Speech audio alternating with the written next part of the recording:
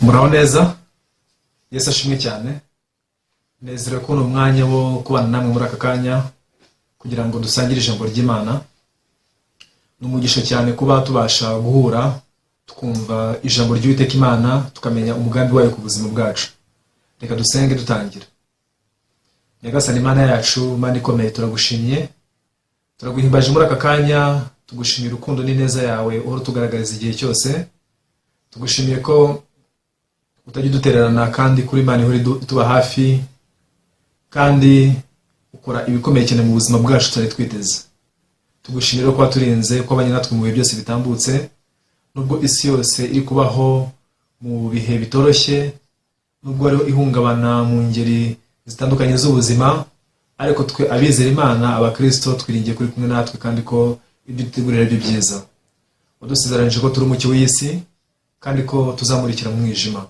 Niyo mpamvu tubwiriza ubutumwa bwiza kugira ngo umucyo w'ubutumwa bwiza umurikire abantu bose bari mu icuraburindi. Nyagasani rero, komeza utugire neza, uduhe guhishurirwa kumenya umutima wawe, uduhe komeza gusobanukirwa neza umugambi wawe. Ijambo tujye kuganira aka kanya Nyagasani, si ibitekerezo by'umwana w'umuntu, ahubwo ni ijambo rikuva ku mutima. Ndasabye rero kugira ngo twese uhereye no kuri njye ubwanjye, Mwami, uduhugure, uduhe kwakira iri jambo ryawe ugiye kutuganirira muri aka kanya, turyizere, dushyire hasi intekerezo n'inzira zacu. Twiringiye ko uzaduhera umugisha mu kubasha kumva ijambo ryawe ndetse no kuyoborwa naryo. Turagushimira Nyagasani, dusenze byose twizeye mu izina rya Yesu, amen. Nshuti bakundwa rero, niringiye ko mwiteguye kumva ijambo ry'Imana. Kuri inshuro tugiye kujya tuganira ku ijambo rivuga ku butumwa bwa Yesu. Yesu ari muri isi yakoze umurimo wo kuvuga ubutumwa bwiza, tubona ko yagiye abwiriza hirya no hino ahantu hatandukanye. Ndagira ngo turebere hamwe rero muri aka kanya ibijyanye n'umurimo wazanye Yesu, icyo twita ivuga butumwa rye. Ese niki Yesu yaje aje kutwigisha? Niki Yesu yaje aje kuduhesha? Twifashishije ibyanditswe, twifashishije ijambo ry'Imana. Ndagira ngo turebere hamwe icyo kintu. Tuzakugira ibyigisho by'urukurikirane bitatu kuri iyi ngingo n'ubundi irebana n'ibijyanye n'ivuga butumwa rya Yesu. Niringiye ko uko Imana igushoboje wajya ufite Bibiliya hafi yawe, cyangwa se ufite agakayi ushobora kwandikamo ibyanditswe, ushobora kwandikamo ijambo ry'Imana uko rigufasha. Dutangire dusoma mu gitabo cya Matayo, igice cyaho cya mbere. Turasoma duhere ku murongo wa 20 tugeze ku wa 23. Ubutumwa bwiza nk'uko bwanditswe na Matayo, igice cya mbere, umurongo wa 20, turasoma tugeze ku murongo wa 23. Mwabumbura hanyuma tugasomera hamwe.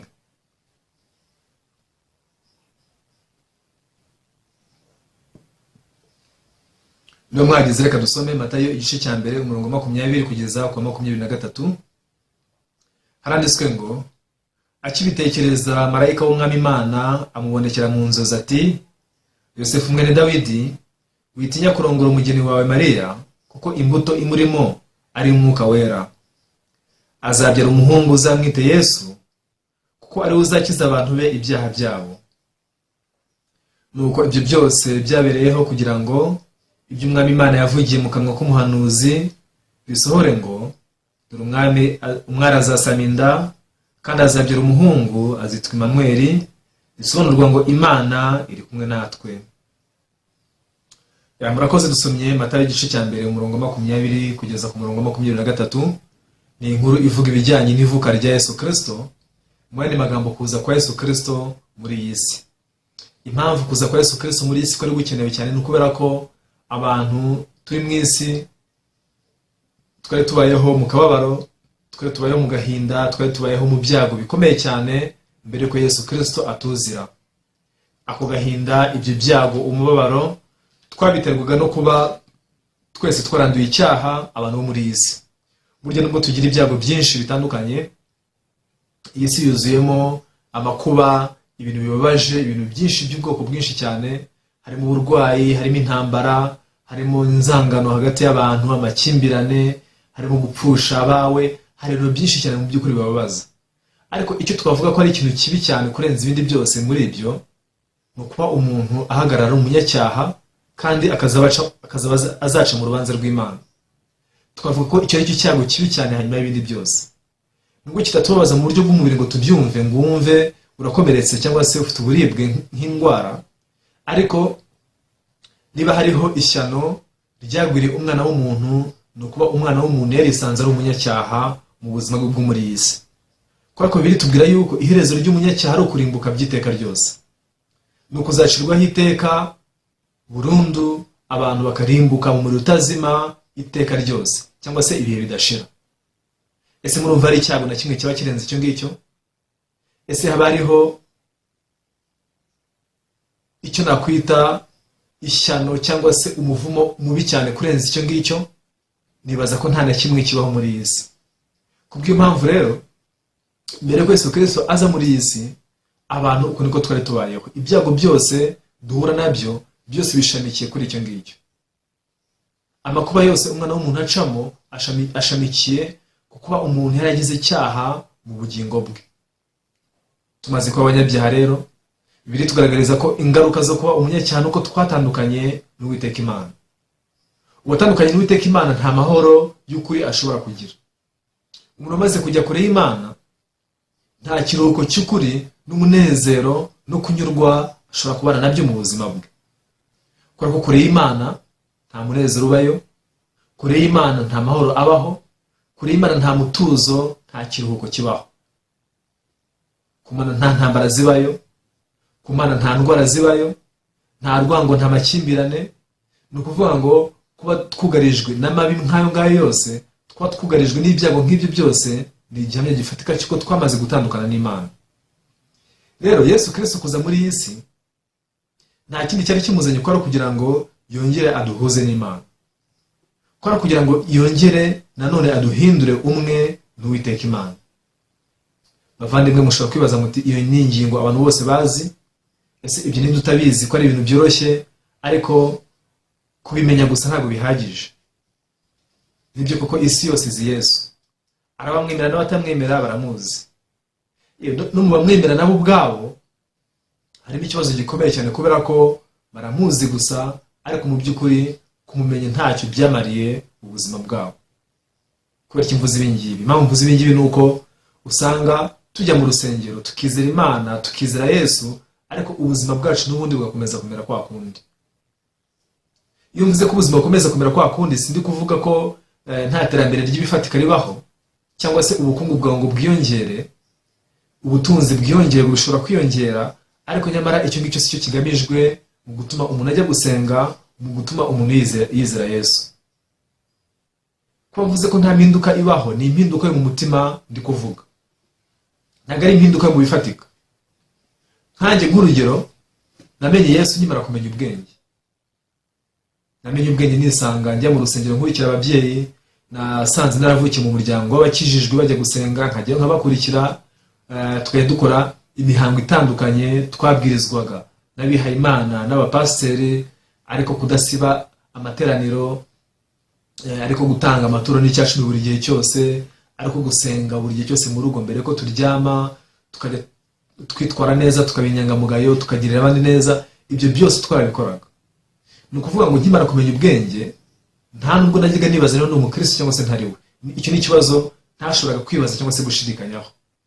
Nari nzi ko ndi umuntu w'umukristo byanze bikunze, nuvuga ndi umuntu w'Imana, ndi umwana w'Imana, ariko n'imbere mu mutima wanjye, hamwe nakomeje kugarukaho, rwose nta munezero wari urimo, nta kiruhuko cyari kirimo. Ko ndibuka ko tugitangira kwigira kubatizwa, hari amagambo amwe namwe muri Bibiliya twatangiye kujya twiga, nk'ijambo rivuga ko abanyabyaha bazarimbuka. Ni ijambo ryaguraga umutima cyane, ijambo rivuga yuko nta munyacyaha uzajya mu bwami bw'ijuru. Ayo ni amagambo aduhahamuraga cyane, kuko nigenzuraga mu mutima wanjye nkasanga ndi umunyamabi igihe cyose, ndi umuntu uhora agirira abandi bana ishyari, ndi umuntu w'umunyamahane, ndi nyamwigendaho, ndikunda cyane. Nari nzi neza ko ibyo byose atari ibintu Imana ikunda, atari ibintu Imana yishimira. Noneho bigatuma nibwira nti aha rwose mu mutima wanjye nta mahoro arimo, mu mutima wanjye nta kiruhuko kirimo. Akanya impanda ivuze najya mu ijuru. Si ibihe by'ubwana gusa, nakuranye imyumvire nk'iyo, turakura, nkajya mu rusengero, noneho atari byo gukurikira ababyeyi banjye, ahubwo kuko numva ko ari ikintu cyangombwa nk'umuntu w'icyo muryango wa Gikristo, ngomba gukomeza inzira yo kwizera natojwe, ariko mw'imbere mu mutima wanjye washoboraga kuhabona, yashoboraga kubona ko huzuyemo ubwoba, kwiciraho iteka, umutekano muke, ndetse no guhora nishinja. Bivuze ko kumva ko nizera Yesu ariko nta mahoro byigeze bimpesha mu mutima wanjye, nta mutekano byigeze bimpesha mu mutima wanjye, kuko nibwije ukuri nibonaga mpagaze imbere y'Imana nkabona ko byanze bikunze nzacirwaho iteka. Wa muriro utazima bajya batubwira byanze bikunze nzawujyamo, uko niko nibwiraga hehe mu mutima wanjye. Bivuze ngo nubwo nari umukristo yego, ariko nyamara nari mfite ikibazo gikomeye cyane cy'uko mu mutima wanjye nta mpinduka yigeze ibaho. Ibyo nibyo navugagaho rero. Uyu munsi wa none ahantu benshi usanga babayeho gutyo. Rero dukwiye kumenya impamvu yazanye Yesu muri iyi si iyo ari. Dukeneye kumenya neza misiyo ye ku bugingo bwacu ni iyihe. Ni iki cyatumye Imana imutuma? Ese Imana yamwohereje gukora iki? Yesu ni iki yatwigishije mu gihe yazaga muri iyi si? Ese yakoze ate? Ni iki kintu yashatse kuduhesha? Nshuti duteze amatwi, nawe wibwira ko wizera Yesu muri aka kanya, nawe wumva ko uri umukristo, icyo ni ikibazo ukeneye kongera kwibaza kugira ngo umenye neza niba urabashije gushyikira ya ntego y'icyatumye Yesu aza muri iyi si. Nawe undi kumumenya gusa cyangwa se kumutozwa guhera mu bwana bwawe, kugerageza kumukorera no kugerageza kwitanga, ibyo ubwabyo ntabwo bihagije igihe cyose impamvu yo kuza kwe hano muri iyi si utabashije kwishyikira. Muri aka kanya rero ndagira ngo tuganire kuri iyo ngingo, ndetse no mu yindi minsi ibiri izakurikiraho tuzakomeza tuganire ku bijyanye n'ivugabutumwa rya Yesu. Ubu butumwa Imana yamuhaye kutuzanira. Niringiye ko iri somo muzaryishimira kandi ko Imana izadufasha kugira ngo dusobanukirwe neza umutima wawe binyuze muri ibi byanditswe. Rero nk'uko nari maze kubivuga, dukeneye kumenya impamvu Yesu yaje muri iyi si. Mu ijambo rimwe abantu bose baravuga ati Yesu yaje aje kudukiza. Nibyo koko yaje aje kudukiza, ariko mbere ko Yesu adukiza, Yesu ashaka kudushyira mu mwanya w'aho dushobora gukirizwa. Bisobanuye ko hari umwanya w'aho dushobora gukirizwa, hari n'umwanya w'aho tudashobora gukirizwa. Sinzi niba wari wajya nk'ahantu kuri hoteli, nk'amapisine, ahantu hari pisine z'abantu bajya bajya kogera, iteka ryose bategeka ko kuri hoteli ahantu hari pisine rusange aho abantu baza kogera hagomba kuba hari n'umwarimu uzi kwigisha abana koga, cyangwa n'abantu bakuru. Kuko hariya kuri pisine ni ahantu haba hateye inkeke, haba hateye impungenge nyinshi cyane, umuntu ashobora kugwamo akahapfira, ugasanga aho hantu havutse ibibazo. Niyo mpamvu ari itegeko rivuga yuko hagomba kuba hari umwarimu uzi koga, ushinzwe kwigisha abantu koga, babita ba maître nageur. Uwo nguwo rero iyo ahagaze aho kuri pisine, iteka ryose amaso yawe arahanze mu mazi. Kubera iki? Kubera ko mu mazi niho hantu umuntu ashobora kugira gute kugwamo akaba yapfa igihe cyose atazi koga. Wa maître nageur umwe wigisha koga aramutse yirangariye akirebera hakurya imusozi, umuntu ashobora kugwa muri ya mazi akarohama, akamira nkeri, akaba yapfa. Niyo mpamvu amaso yayoza hehe? Ayahoza hahandi mu mazi. Byumvikane ko no hafi ya pisine hari abandi bantu baba bahari. Hari abota akazuba ku nkengero zaho, hari abicariye aho ngo bafata icyo kunywa baganira, aho ngo ntabwirirwa barebaho. Kubera icyo atirirwa barebaho ni ukubera ko bari abantu ntabwo bakeneye gukizwa. Ubundi uriya muntu wigisha koga, mwene magambo ni n'umukiza wabarohamye mu mazi. Inshingano ze ni ukurohora, agatabara abantu batazi koga barohamye mu mazi. Icyo gituma rero amaso ye igihe cyose ayahanga hahandi abakeneye gukira babari. Abakeneye gukira ni bande? Ni abarohamye mu mazi. Niyo mpamvu agomba guhoza amaso ye igihe cyose mu mazi. Aramutse arangayeho gato cyangwa se akadomoka, umwana muto utazi ko akagwa mu mazi, byanze bikunze yamira nkeri, ashobora kurohama muri ayo mazi akaba yapfa. Rero nacyo kimwe nuko Yesu Kristo amaze kuzana muri iyi si, hari ahantu Yesu Kristo ashaka kudusanga. Hari icyanya runaka Yesu Kristo ashaka guhuriramo natwe kugira ngo abashe kudukiza. Icyo cyanya ni ikihe rero? Icyo cyanya nicyo ashaka kugira ngo uyu munsi wa none tuganireho. Naho ubundi Yesu nk'umukiza aramutse aje agasanga uri mu mwanya n'ubundi w'ahantu hatekanye, nta kibazo wifitiye rwose, nta cyago na kimwe kikugarije, tekereza yuko atakwirirwa aruhanya nawe bitewe nuko nta cyago cyaba kikugarije.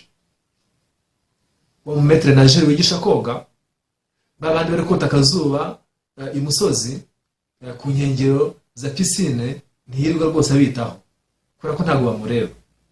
Abamureba ni babandi baba bari mu mazi. Kubw'impamvu rero Yesu Kristo nawe kugira ngo abashe kudukiza, Yesu yabanje kudushyira mu mwanya waho dushobora gukirizwa. Bivuze ngo muri iri somo icyo dushaka kubanza kwiga mbere na mbere nuko hari umwanya runaka dushobora gukirizwamo, hari undi mwanya runaka twaduhagazemo ntitubashe kwakira agakiza. Uwo mwanya rero ntago ari umwanya w'ahantu wafatika nkuko twavuga ngo hariho piscine mu mazi no ku nkombe zayo, cyangwa se ni ahantu se ku mukingo runaka se, cyangwa se ahantu mu kibaya runaka. Si ahantu hafatika, ahubwo ni ahantu h'umutima. Ni ukuvuga ngo ni icyanya cy'umutima.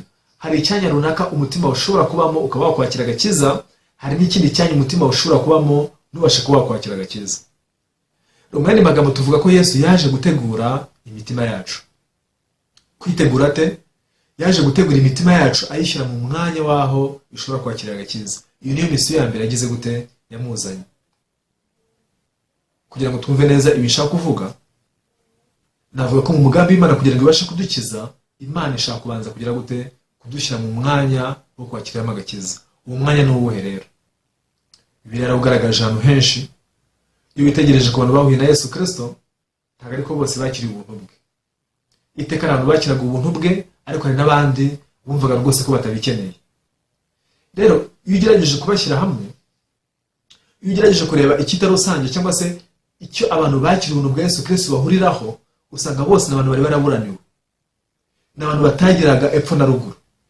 N'abantu inzira zabo zari zarashize, imigenzereze yabo yari yabashiranye, nta yindi nzira yindi babaga basigaranye. Abantu nk'abo ngabo bose nibo bashoboye kwakira ubuntu bwa Yesu. Umugore wafashwe asambana ntawe yari afite ahungira, yari afatiwe mu cyuho ari gusambana, ntiyashoboraga kwiregura ngo agerageze kuvuga ati barambeshyira wenda cyangwa se banyiteranyije n'undi kubera ko bamufatiye mu cyuho. Urumva nta yindi nzira yindi yari afite. Umuntu nk'uwo Yesu aramubwiye ati nanjye singuciraho iteka. Yesu yamuhaye iryo sezerano nk'iryo ngiryo. Hari undi muntu wari umugaye, bazanye Kaperinawumu Yesu ari mu nzu ari kwigisha, none ngo batundagira igisenge, basakambura isakaro ry'iyo nzu, barangije bamumanurira ku migozi ihambiriye uburiri yari aryamyeho. Ni gute batinyutse gukora ikintu nk'icyo ngicyo kigoye? Ni gute batinyutse kurira inzu itari yawe? Ni gute batinyutse gusakambura inzu itari yawe? Ni gute birengagije impungenge zose zo kuba bakwitwa abajura, zo kuba babuzwa ibyo bakora ariko bakarenga bakabikora? Impamvu nuko nta yindi nzira yindi yari iriho umurwayi wabo yashoboraga gukiriramo. Nta bundi buryo bundi umurwayi wabo yashobora gukira. Ni ukuvuga ngo nawe yari yaramuraniwe, inzira ze zose zararangiye. Yari umuntu watsinzwe burundu 100%. Wa mugore urufite uburwayi bwo mu mugongo awumaranye imyaka 12, birivuga ngo yari yahuye n'abavuzi benshi cyane, bagerageza kumarisha utwo yatunze twose kugira ngo bamukize, ariko ntiyagira ubasha kumukiza. Imitungo yose imaze kumushiraho, kira kabaye menya ko Yesu yaje mu mudugudu, arasohoka ngo amukoraho gusa nuko abasha gukira. Ni gute bashije gukira? Nuko nta yindi nzira yindi yari afite. Inshuti mukurikiye bara kandi ndagira ngo mbabwire yuko umuntu ushobora kwakira agakiza, umuntu ushobora kwakira ubuntu bwa Yesu Kristo, ni umuntu udafite inzira yindi n'imwe yabasha gukirizwamo. Ni umuntu udafite ubundi buryo bundi yabasha gukora. Niyo mpamvu Imana ishaka kudushyira mu mwanya nk'uwo nguwo. Imana ishaka kudushyira mu mwanya w'umuntu wamaze gutsindwa, umuntu washobewe, washiriwe n'inzira zose zishoboka zatuma abasha gukizwa. Aho ngaho ni Imana ishaka kudusanga, aho ni Imana ishaka guhurira natwe. Bavandimwe, iyo utegereje muri Bibiliya, ubona umugambi ukomeye cyane w'Imana watumye idushyira mu cyanya nk'icyo ngicyo. Niyo mpamvu Imana yatanze amategeko. Ibyo amategeko sindi bivugeho cyane, kubera ko ndi kuvuga kuri misiyo ya Yesu cyangwa se umurimo we, ariko Imana ubwo yaduhaga amategeko ashaka kugira ngo muri aya mategeko twigiremo yuko tutabasha kuyumvira. Imana yagira ngo amategeko kwezi neza ko tuzayatsindwa azatunanira, Imana yagira ngo dukore isomo ry'uko tutabasha kuyubahiriza ngo tube abantu beza binyuze mu gukurikiza ibyo Imana idusaba. Ariko abantu benshi batamenye iyo ntego y'amategeko bagerageje kuyakoresha uko atari.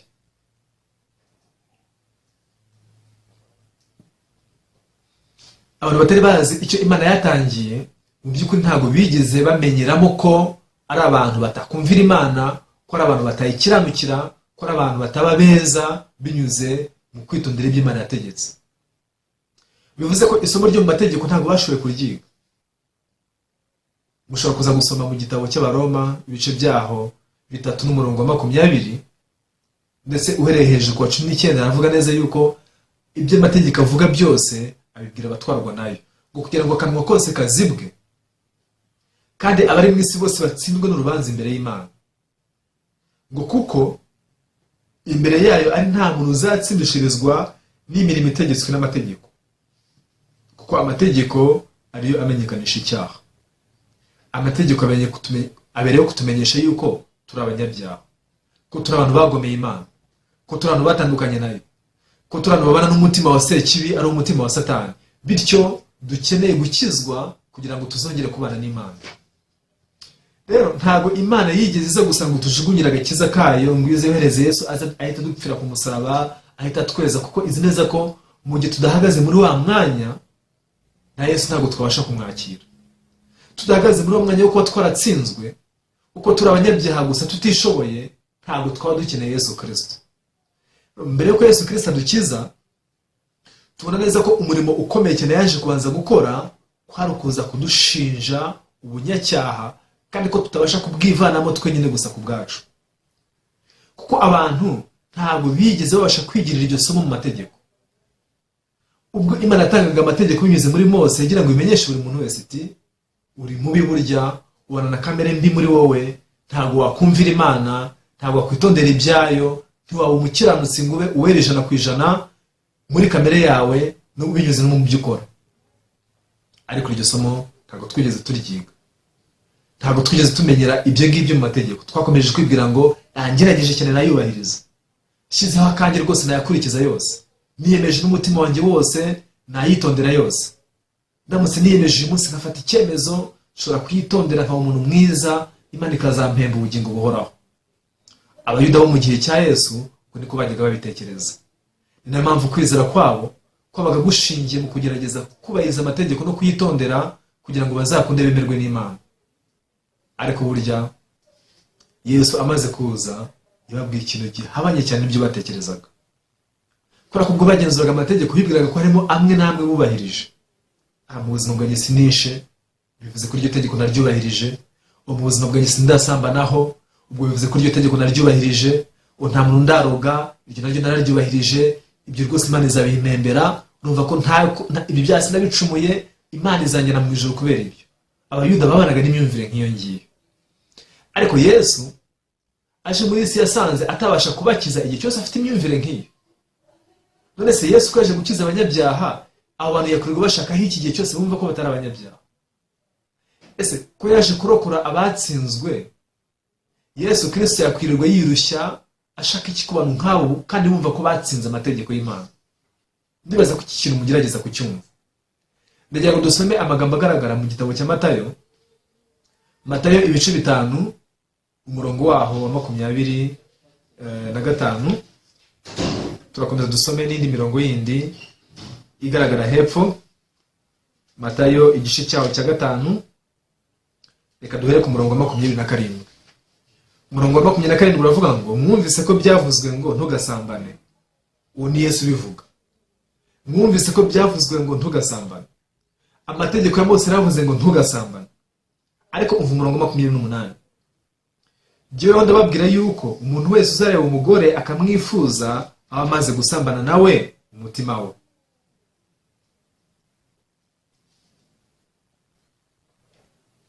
Aha turabona ibyo amategeko ya Mose yababwiye, ndetse tukabona ibyo Yesu we avuga. Aravuga ngo Mose yababwiye amategeko yuko ngo ntugomba gusambana. Akimara kubivuga arabahitaga bishima mu mitima yabo ati igihe rwose njye nararyubahirije, iryo tegeko njye nararikurikije rwose, nzajya mu ijuru. Murumva ko ndi umuntu mwiza, simeze nk'abari basambana, njye Imana izampemba ubugingo buhoraho. Ariko hepfo gato arababwira ati jyewe ndababwira yuko umuntu wese ureba umugore akamwifuza amaze gusambana nawe mu mutima we. Bamaze kumva iryo jambo uretse utangira kwigenzura mu mutima we. Nibyo koko sindaryamana n'umugore w'abandi, ariko se nta mwari ndararikira koko? Ese nta mugore w'abandi numva mfitiye irari? mu isi nta muntu n'umwe wabura icyo ngicyo. Abasore bararikira abakobwa, ariko n'abakobwa nabo bararikira abasore. Ibyo ni biri muri kamere yacu rwose. None Yesu aravuga ati ngiyeho ndababwira yuko uwitegereza umugore akamwifuza azamaze gusambana nawe. Bivuze ngo kugira rero mu mutima wawe gusa bihwanye no kuba wasambanye. Babandi bajyaga bishimira kumva ko batasambanye, bakimara kumvira ijambo icyakombaga gukoreka mu mitima yabo, bagomba guhita bibwira ati burya bwose ndi umunyacyaha nanjye. Najyaga ntekereza ko ndi umuntu mwiza, ariko Yesu aravuze ngo ureba umugore akamwifuza azamaze gusambana nawe mu mutima we. Burya bwose nanjye si ndi umuntu mwiza. Burya bwose sinajya mu ijuru. Icyo nicyo Yesu ashaka kugira ngo batahure. Kubera ko bamaze gutahura icyo ngicyo, nicyo gihe bakumva ko bakeneye ko bakeneye umukiza. Naho ndi badatahuye ibyo ngibyo, mu buzima bwabo bakumva ko nta n'umukiza bakeneye. Iyo ukomeje gusoma Bibiliya itwereka neza yuko Yesu yaje kugira ngo mbere na mbere abanza dushyire mu mwanya ukwiye uko twabasha kwakira agakiza. Abwiriza ubutumwa bwiza, burya icyo nicyo yabwiraga abantu. Ntabwo mwaba beza binyuze mu kubahiriza amategeko ya Mose. Muri kamere yanyu muri babi. Imana yabahaye amategeko kugira ngo ibigishe ko muri abanyabyaha 100%. Imana iha Mose amategeko kwari kugira ngo mwigiremo ko mutayumvira. Kwari kugira ngo mwigiremo yuko mutakwitondera amategeko yayo. Kwari ko musanzwe muri babi mu mitima yanyu. Muri kamere yanyu muri abanyabyaha. Nicyo cyanzanye muri isi kugira ngo nze nkize abanyabyaha nkawe. Ariko abageragezaga kwitsindishiriza, abagerageza guhagarara mu mwanya wo kumva ko ari abantu beza, muri abo bose nta n'umwe ugeze abasha kwakira umukiza waruje kubakiza. Ni impamvu nababwiye yuko maître nageur cyangwa se uwigisha abantu koga, urohora abantu muri piscine, amaso ahora yahanze hari icyago cyabahitana. Amaso ahora yahanze hehe? Muri y'amazi. Ashaka abantu baguye mu mazi ko nibashinzwe. Abo ntibagomba gusimbuka mu mazi akajya kubarohora. N'abandi bose bagaramye barimo kota akazuba, abandi bari kugendagenda hafi aho, abishi barimo kwinywera agakawa, abo ngabo ntirirwa barebaho. Kubera iki? Nta cyago kibugarije. Yesu amaze kuza muri isi rero, yaje ashakisha abantu nk'abo ngabo batsinzwe, barohamye mu cyaha, bacirwaho iteka mu mitima yabo kugira ngo abakize. N'abandi batari bagera aho ngaho kugira ngo abashyire muri uwo mwanya nk'uwo nguwo kugira ngo abakize. Kubera ko Yesu ashaka gukiza abantu bose, n'abantu bose bavuga bati njye rwose ndi umuntu mwiza, urabona njye ndasenga cyane, onge nkorera n'Imana, ndirimba no muri korali cyangwa se mfite icyitiro runaka mu rusengero. Abo bose batekereza ibyo, Yesu yaje kugira ngo abanze abashinje icyaha mu mitima yabo. Yesu yaje kugira ngo abanze abemeze ibyaha mu mitima yabo. Niko kubabwira ati umuntu wese witegereza umugore akamwifuza azamaze gusambana nawe mu mutima we. Reka dusome n'umurongo wa 20. Okay. Reka dusome umurongo wa 33.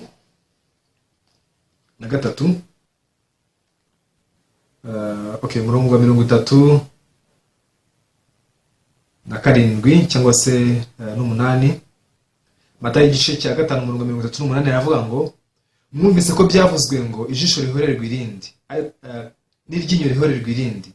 Ariko jyewe ndababwira kutabuza umuntu mubi kubagirira nabi. Ugukubise urushyi mu musaya w'iburyo umuhindurire n'uw'ibumoso. 43. Mwumvise ko byavuzwe ngo ukunde mugenzi wawe wanga umwanzi wawe, ariko jyewe ndababwira nti mukunda abanzi banyu, musabire ababarenganya. Hano icyo tubasha kubonamo nuko Yesu Kristo amategeko yarakomeje kurusha uko amategeko ya Mose yarameze.